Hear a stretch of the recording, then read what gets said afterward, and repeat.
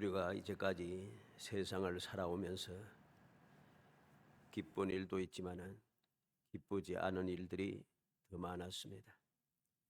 마음이 시원한 일보다는 답답하고 왠지 손해보는 것 같은 그러한 일들이 더 많고, 평안한 일보다는 불편하고 염려할 일들이 더 많습니다.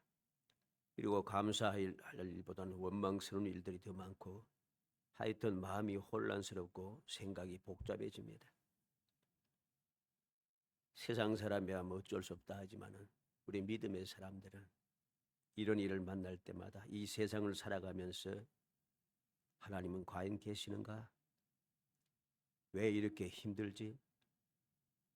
말씀은 진실한가? 왜 말씀대로 잘 안 되지? 기도는 왜 이루어지지 않고 있지? 지키시고 보호하시고 돌보신다 했는데 왜 이러한가? 우리는 그러한 의심 가운데 마음이 복잡합니다. 마음이 자꾸 복잡합니다. 이렇게 무언가 의심스럽고 혼란하고 마음이 흔들리고 믿음이 자꾸만 희미해져 가는 때에 어떻게 하면은 믿음을 굳건하게 세워서 행복한 신앙생활을 할 수 있을까? 돌보심 25번째 주 안에서 우리는 생각해 봐야겠습니다. 이 생활하면서 참 답답하잖아요. 뭔가 평안하고 기쁘고 행복해야 되는데 이게 안 되거든요. 그러다 보니 자꾸만 믿음이 흔들리고 믿음이 자꾸 희미해지고 신앙생활이 자꾸만 어려워지고 나도 모르게 나태해지고 의심이 생기고 시험에 들기 시작하니까 자꾸만 신앙생활 하기가 뭔가 좀 싫어집니다. 이러한 때에 우리는 주 안에서 라고 하는 이 말씀을 마음에 새겨야 됩니다. 금년 우리에게 약속된 말씀대로 주님께서 찾아오셔서 나인성 과부에게 멀리 떨어져 있던 주님께서 갑자기 나인성으로 찾아오십니다. 아무도 몰랐죠. 근데 주님은 찾아오셔서 절망 속에 있는 그 불쌍한 여인에게 울지 말라 말씀하시고 있는 거죠. 그리고 뭐라고 하십니까? 가장 절망스러운 그 문제를 해결해 주십니다. 청년아 일어나라. 기적의 역사가 일어나고 모든 사람이 하나님께서 자기 백성을 돌보셨다고 그렇게 즐거워하게 됩니다. 오늘 우리는 이 말씀을 통해서 주님께서 찾아오셔서 울지 말라, 답답해하지 말라, 근심하지 말라, 의심하지 말라, 염려하지 말라 하시는 주님의 음성을 들으면서 주님께서 베풀어 주시는 기적의 돌봄을 날마다 체험하는 그 행복한 기쁨을 누리기를 주 이름으로 축복합니다. 그러한 사모하는 마음, 주님의 약속의 말씀에 대한 의심하지 않는 믿음, 이것이 우리에게 절대적으로 필요합니다. 어떻게 하면은 의심스러운 모든 문제가 일순간에 사라지고 내 주위가 어떠하든지 나에게 어떠한 문제가 생기든지 다른 사람이 무엇이라고 하든지 내 발걸음마다 가는 길마다 나타나는 일들이 무슨 일이든지 상관없이 우리는 행복할 수가 있습니다. 사람들이 보기에 잘 되어서 행복한 게 아니고 좋은 일만 자꾸만 일어나서 즐거운 것이 아니고 모든 일들이 형통하게 착착착착 되어져서 내가 평안하고 기쁜 것이 아닙니다. 이 세상은 변함없이 똑같이 그렇게 이루어져 가고 똑같은 환경, 똑같은 상황, 똑같은 형편과 처지가 끊임없이 이어지고 끊임없이 반복됩니다. 이러한 가운데서 우리의 마음이 기쁘고 즐거워야 하고 우리가 삶이 행복해야 하는 거죠. 그것이 올바른 믿음이고 그것이 올바른 신앙생활인 것입니다. 과연 올바른 신앙생활, 진정한 행복의 삶을 위해서 무엇이 필요한가? 하나님의 돌보심이 필요한 거죠. 내가 하나님의 돌보심을 받기 위해서는 어떻게 해야 하는가? 오늘 본문 말씀이 바로 그 방법을 가르쳐주고 있습니다. 하나님은 나를 어떻게 돌보시는가? 지금 빌립보 교회에 바울 사도가 이 편지를 썼는데 이 빌립보 교회가 평안하지가 않아요. 평안하지가 않아요. 그래서 오늘 말씀해 보면은 2절에 보니까 내가 유오디아를 권하고 순두계를 권하노니 주 안에서 같은 마음을 품으라. 교회에 문제가 생겼다는 소리죠. 다투고 있다는 것입니다. 교회는 평안하고 행복하고 기쁘고 즐겁고 주님의 음성을 듣고 주님의 사랑을 드리며 주님의 돌보심을 받아 항상 행복해야 하는데 그러지 않다는 것이죠. 바로 이러한 때에 바울 사도는 어떻게 하면 하나님의 돌보심을 회복하고 하나님의 돌보심을 받는 그 놀라운 천국의 생활, 행복한 생활을 할 수 있는가? 우리에게 간단하게 말씀하십니다. 이 말씀을 마음에 새겨서 우리 모든 성도들이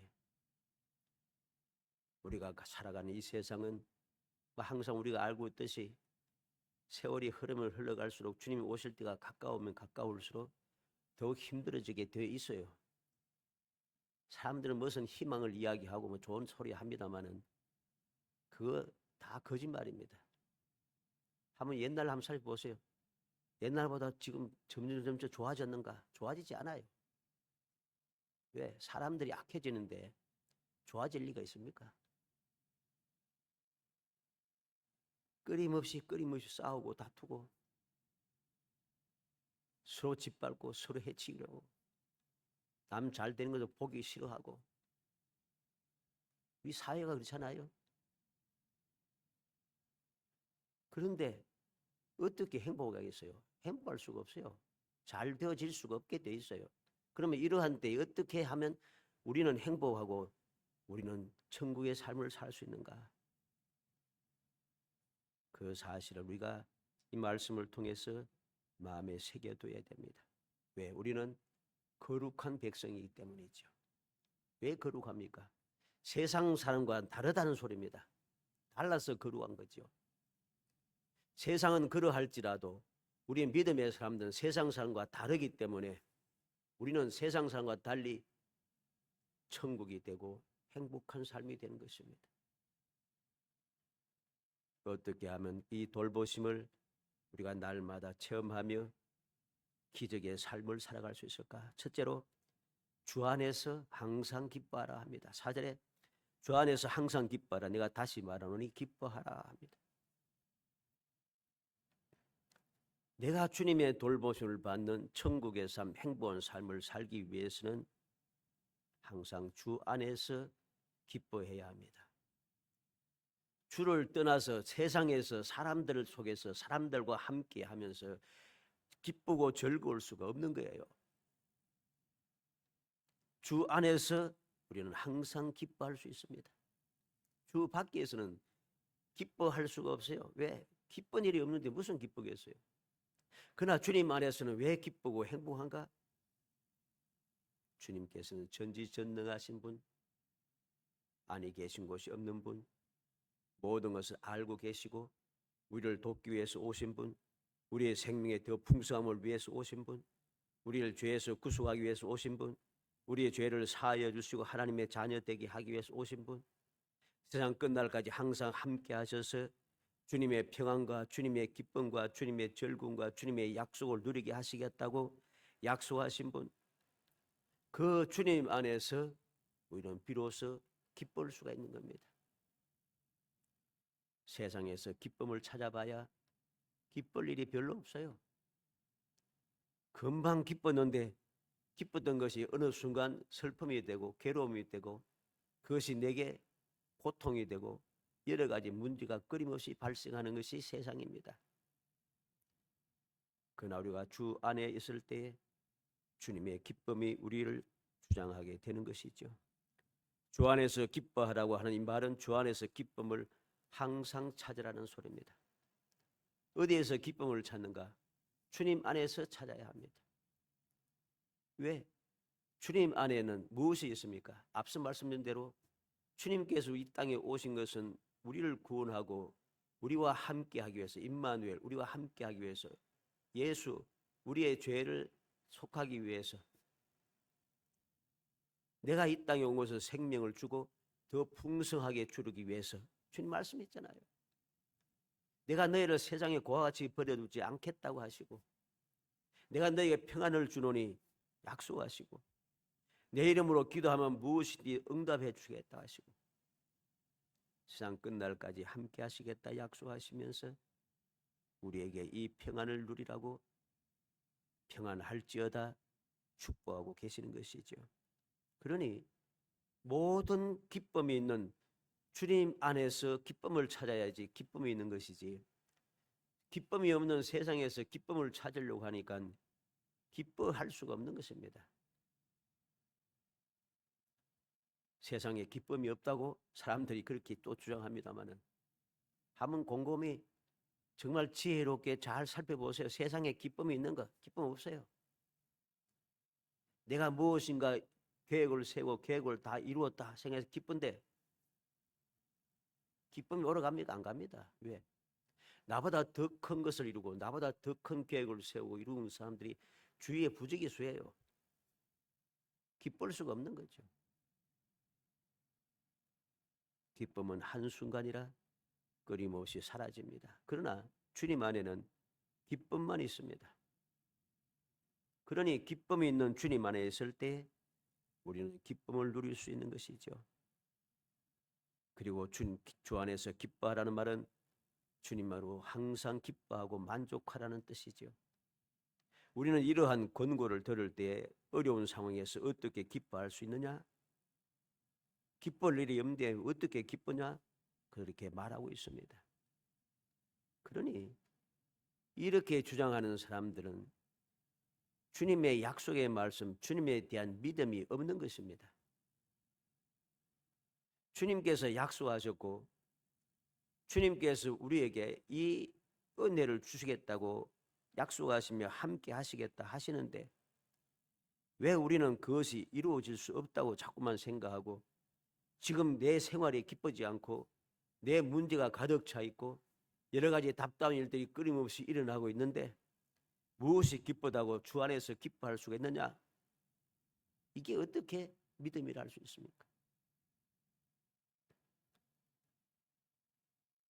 기뻐하면 하나님 기뻐하시는 일이 뭐라고 했습니까? 하나님이 계신 것과 그 이름을 찾는 자들에게 상 주시는 이심을 믿는 것을 기뻐하신다 했습니다. 하나님께서 살아계시고 오늘도 살아계셔서 우리를 위해서 역사하심을 굳게 믿으며 내가 약속하신 대로 믿음으로 기도할 때 이루어 준다고 믿을 때에 이게 하나님께서 기뻐하셔서 우리에게 이 놀라운 돌보심의 역사가 일어나게 하는 거죠.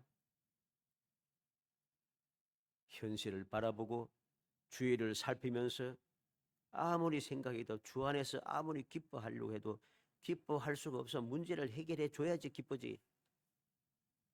문제를 해결해서 기쁩니까? 문제를 어떤 문제가 생겨도 해결할 수 있다고 하는 확신이 있음으로 기쁜 것입니다.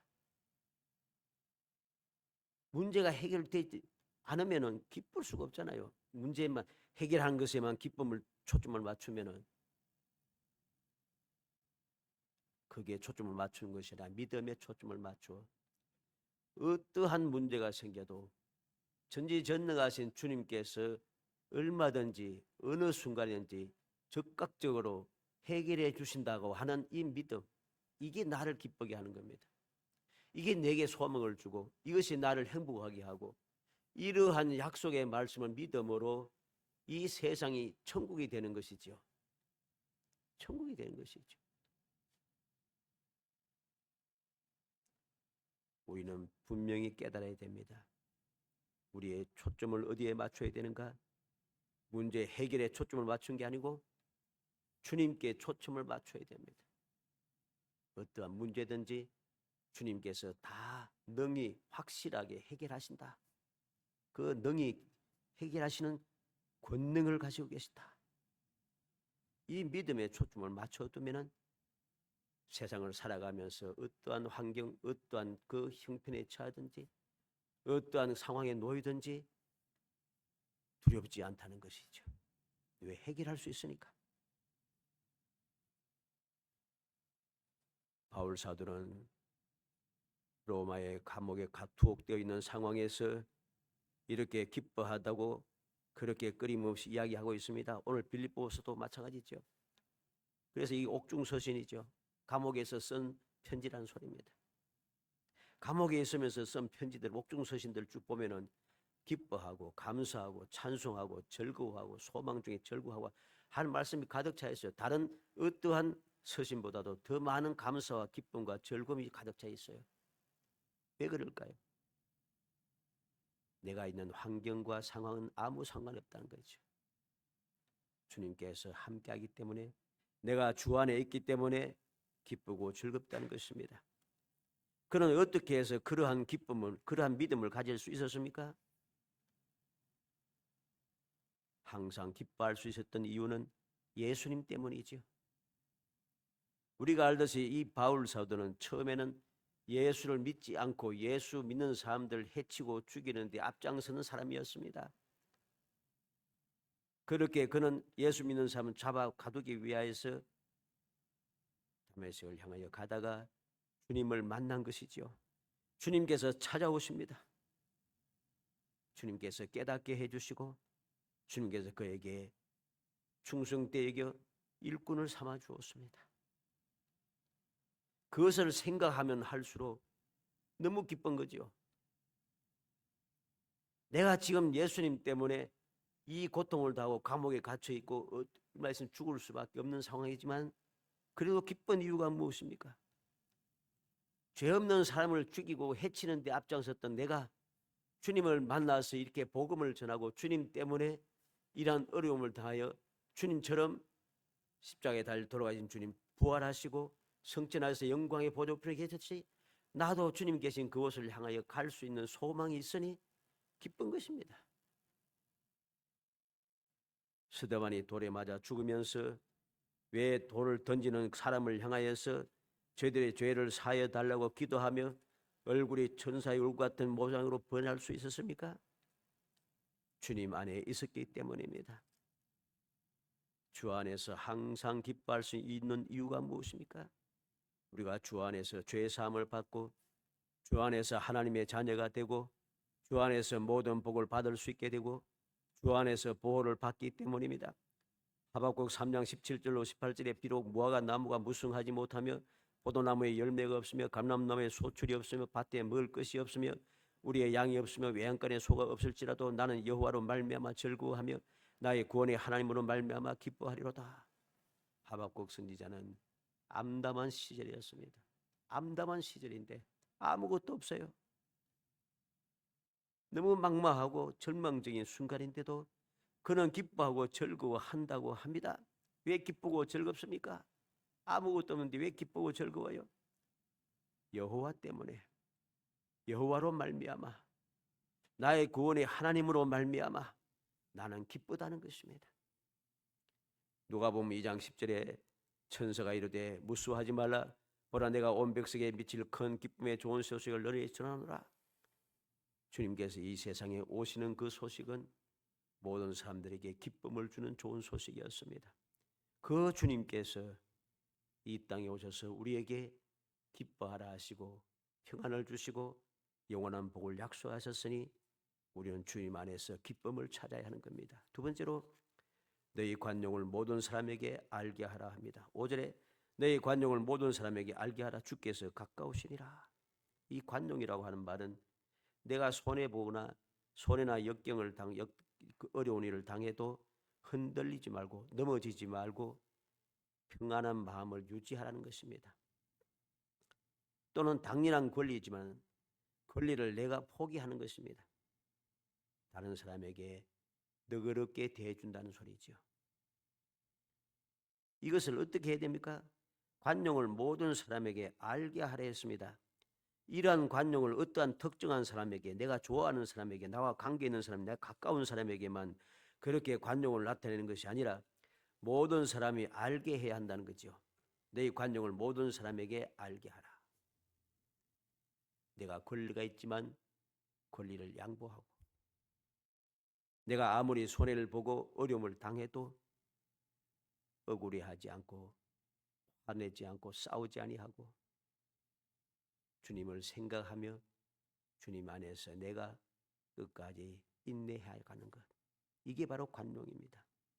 이러한 일들이 누구에게든지 다 적용이 되어야 한다는 소리지요. 내게 가까운 사람, 내가 원하는 사람, 내가 좋아하는 사람에게만 이 관용이 보여져서는 안 되는 것입니다.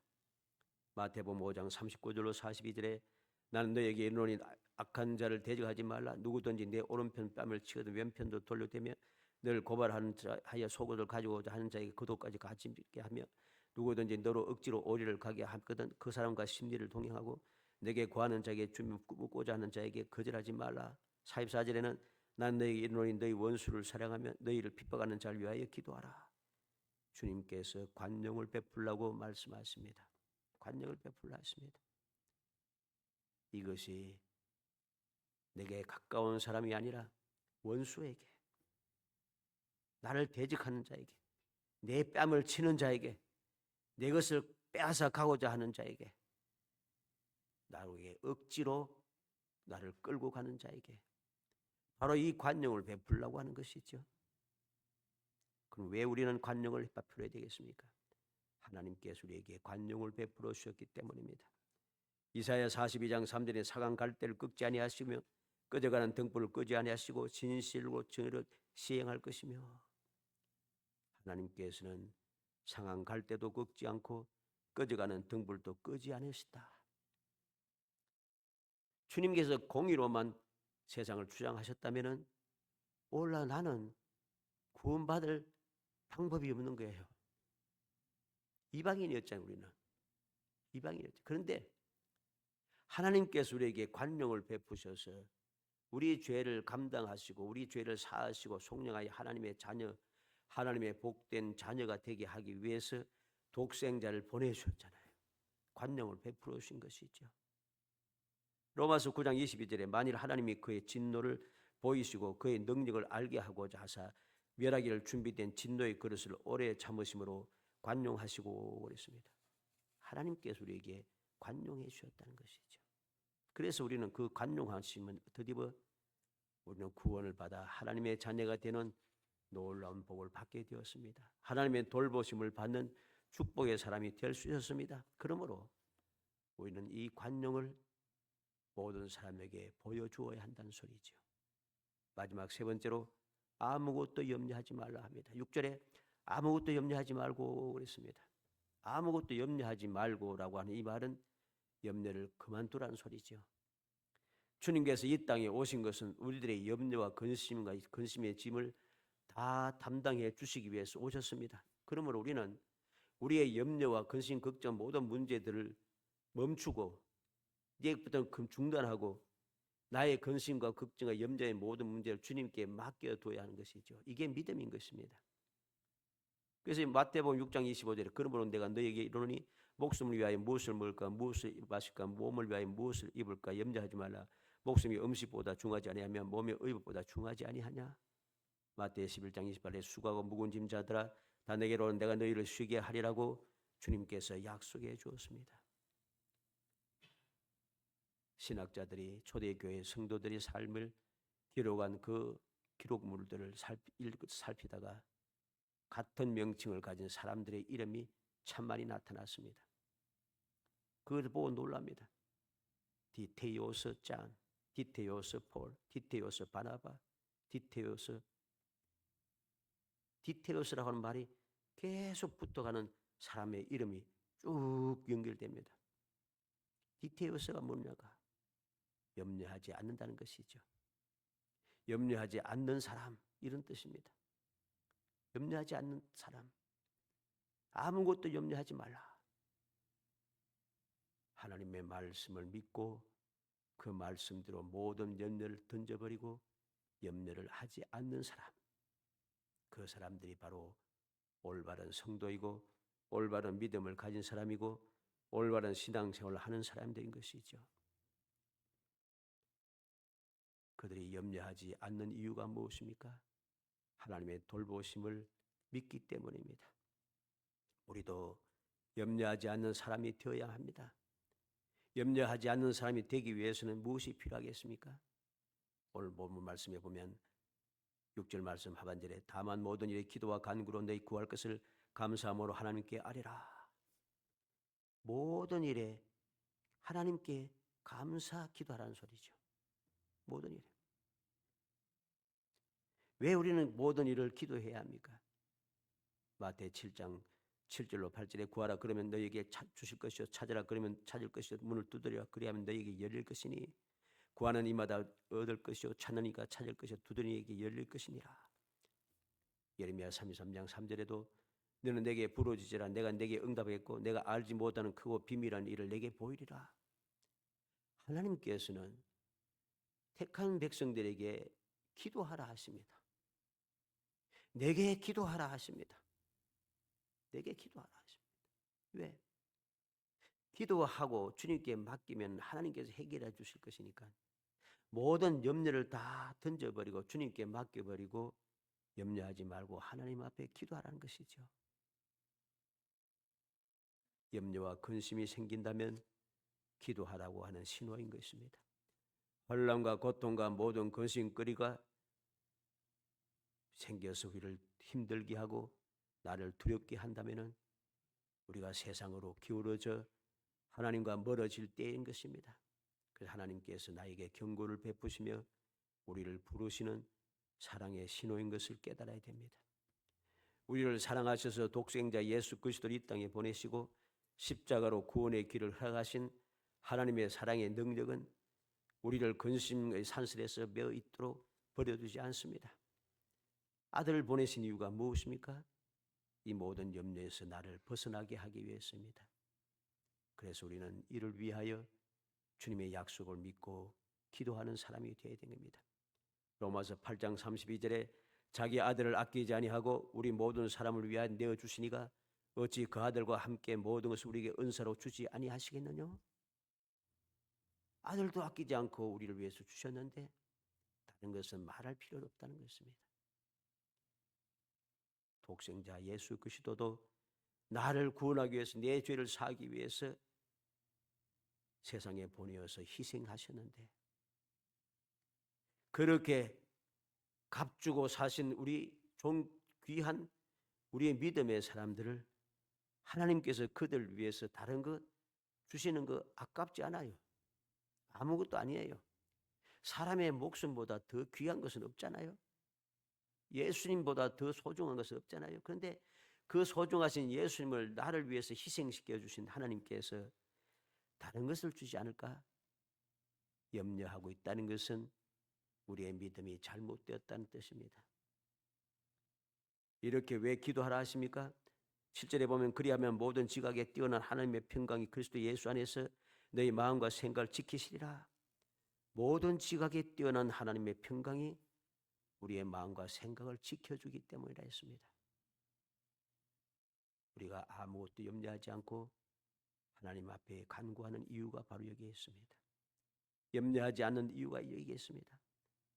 하나님께 모든 것을 맡겨두게 되면 하나님께서 우리의 생각, 우리의 지식, 우리의 경험, 이 세상의 어떠한 문제보다 뛰어난 상상을 초월한 하나님의 그 평강,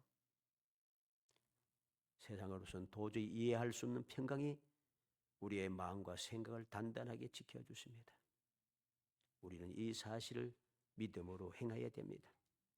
하나님의 평강이 우리의 마음을 지켜주시고 우리의 생각을 지켜주시는 그 순간부터 우리는 하나님의 돌봄을 확신하기 때문에 염려와 근심과 걱정과 슬픔과 괴로움, 억울함 이 모든 것을 저절로 사라지고 우리는 행복한 신앙생활을 할 수 있는 것이지요. 어떻게 우리를 지켜주시겠습니까? 7절 말씀 중간에 있는 대로 그리스도 예수 안에서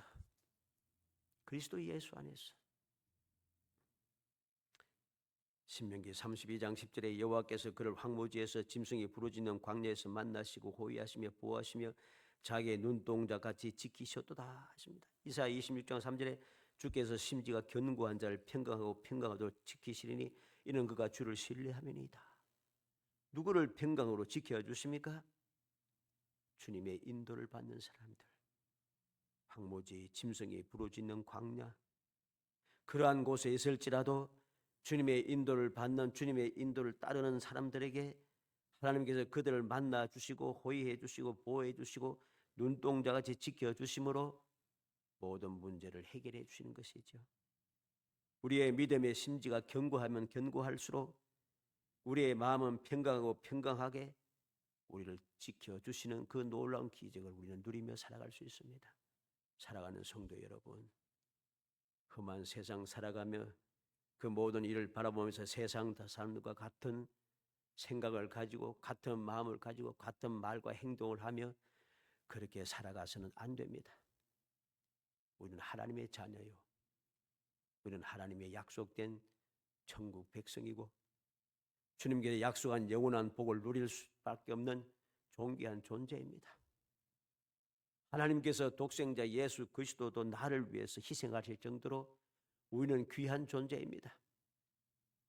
우리는 정말로 하나님의 절대적인 보호 가운데 행복할 수밖에 없는 사람이고 천국의 삶을 살 수밖에 없는 존재인 것입니다. 소원하기는 이 사실을 믿으시기 바랍니다. 믿음으로 모든 것이 해결되어지는 것입니다. 주 안에서 주님께서 우리를 위해서 이 땅에 오셨으니 하나님께서 우리를 위해서 주님을 보내주셨으니 모든 것의 기본이 주님이십니다.